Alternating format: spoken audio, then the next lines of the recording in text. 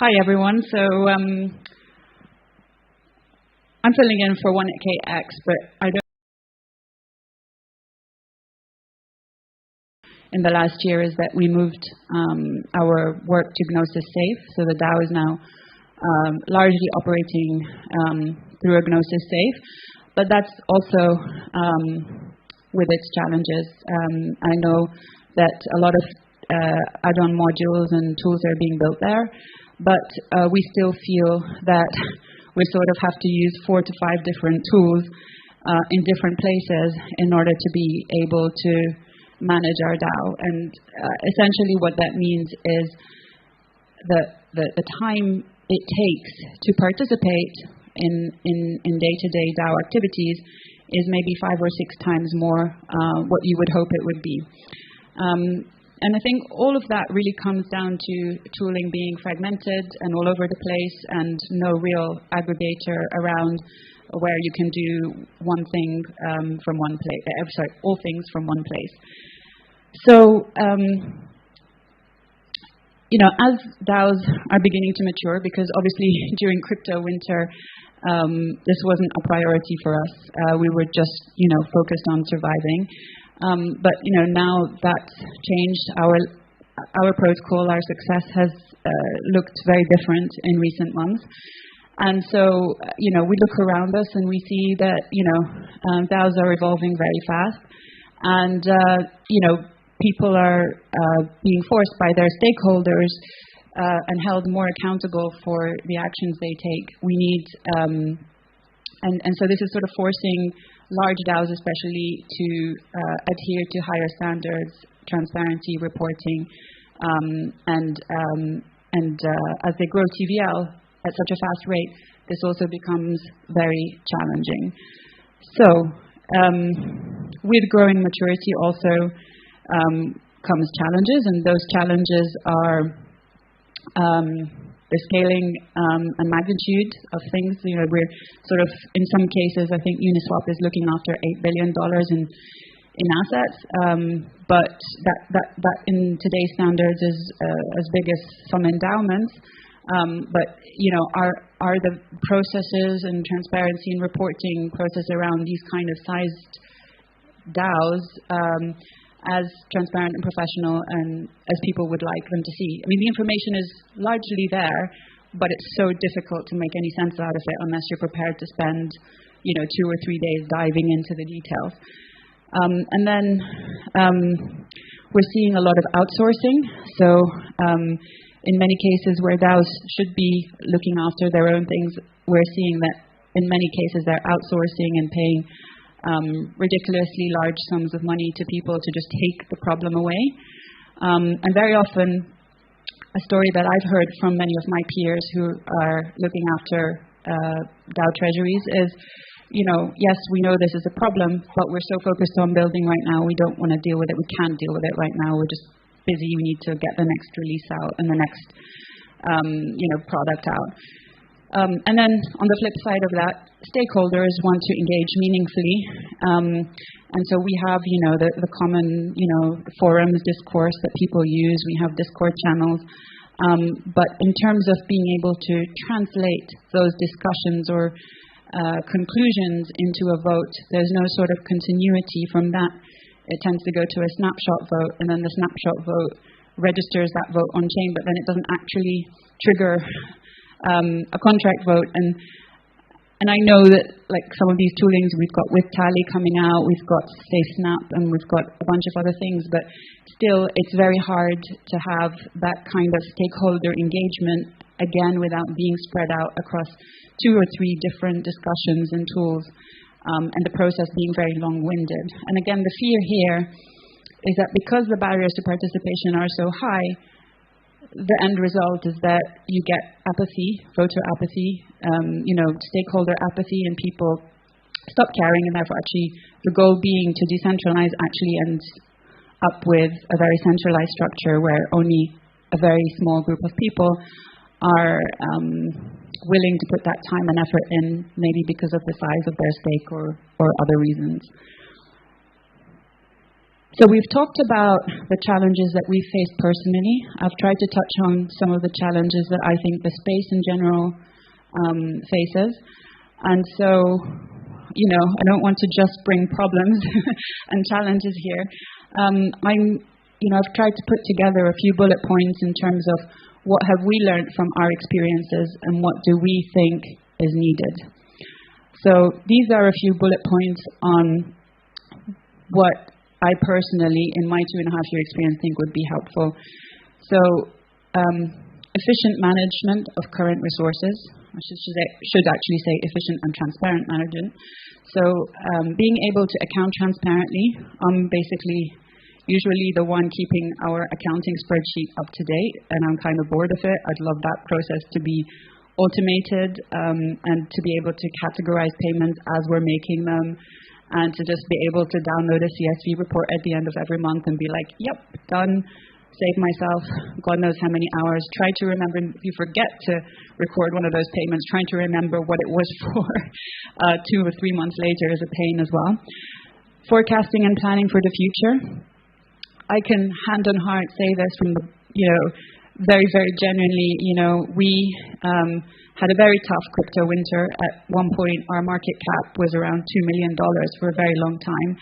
And we pretty much didn't survive because all of our almost didn't survive because our treasury was all in MLN tokens, which were, the treasury was like, maybe worth a couple of $100,000 at one point. And that was definitely not going to sustain us. We definitely couldn't even sell that because that would have put even more pressure. So basically, we're in a much, much better position today. What lessons can we learn from that? How can we diversify our treasury? How can we put it to work, earn yield and plan for the future, plan for our cost base, etc.? Mitigating risk of asset loss, so just making sure that there's a trustless relationship between, how assets are management if you're delegating management, and then having formal investment policies which are ideally agreed on by the DAO. The second thing is contract interaction with the protocol, so being able to make upgrades, vote on new features, etc., and having that decision automatically communicate with the contracts and trigger the process. And the last thing is clearer communication of strategy and tactics with your stakeholder community, leading to more enhanced engagement with stakeholders. So just to finish up, we talked about the challenges, talked about what I think is needed. Here I've just mocked up a couple of images, which would be like my personal DAO toolkit. And I'd love to hear your feedback on this afterwards. But my ideal DAO toolkit would be have your treasury management. That basically this is your DAO dashboard. Have your treasury management section where you zoom into that and go into a purpose-built treasury management or asset management tool like Enzyme, which is purposely built for that. An accounting and payments, dashboard where you can click into that and get into the details of, what you spent this month, how much you were forecast, how are you doing versus your forecast and your expenditure, community discussion and voting with stakeholders, which leads to executions on-chain, and then the DAO transactions, which is, a lot of these things, again, exist in fragmentation, but very few of them exist in one unified, aggregated interface. And I won't drill into the detail because I think we're out of time, but we do have a workshop table over in the back, and we'd love to meet you and discuss some of these ideas in more detail.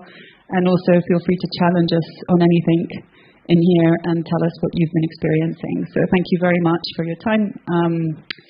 And I'll just leave you with our contact details if you want to get in touch with us. And Avant-Garde Finance, by the way, is the lead developer for the Enzyme protocol. People get confused with that somehow. But we have one seat on our DAO. Thanks very much. Oh, we have time for questions, actually, if anyone wants to ask anything.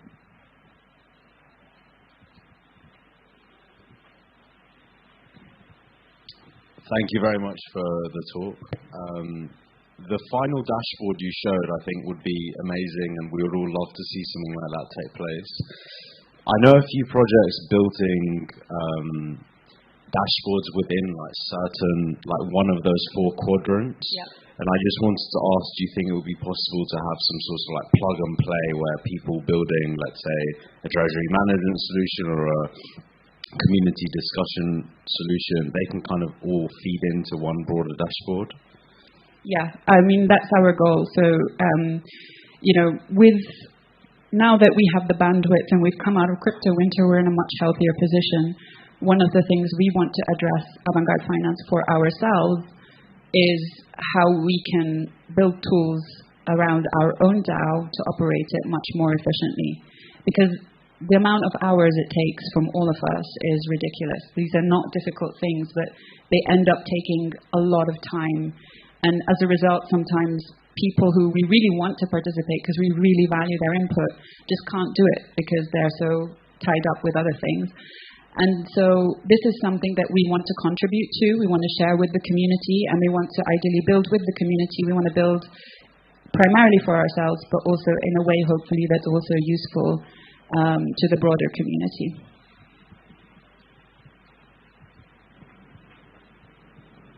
One more question, I think.